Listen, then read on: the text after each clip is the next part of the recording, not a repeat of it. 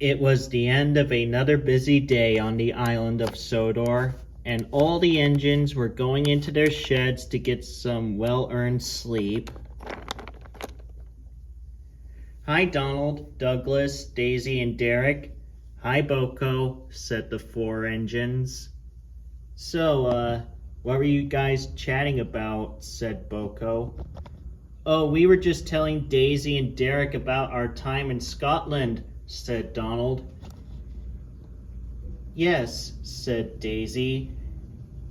"Their stories about Scotland are quite fascinating." "Indeed," said Derek.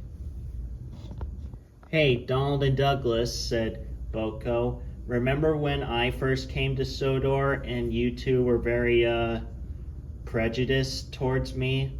"Oh, yes," said Donald. "That was quite embarrassing." "Agreed," said Douglas. "It's okay," said Boko. "I can understand why you guys were so prejudiced. You must have encountered some very nasty diesels." "Indeed," said Donald, "but none of them compared to one diesel that me and Dougie had the very unpleasuring encounter with." "What do you mean?" said Daisy.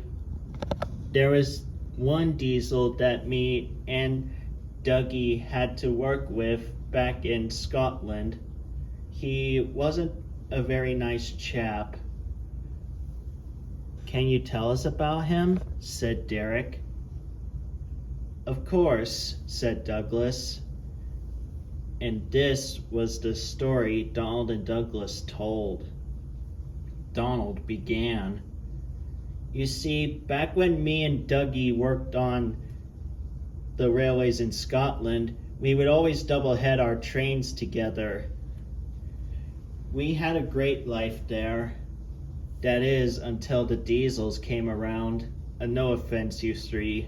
"None taken," said the three diesels. At the time, no one thought much of the diesels," said Douglas. "But we soon found out that the diesels weren't here just to improve railways.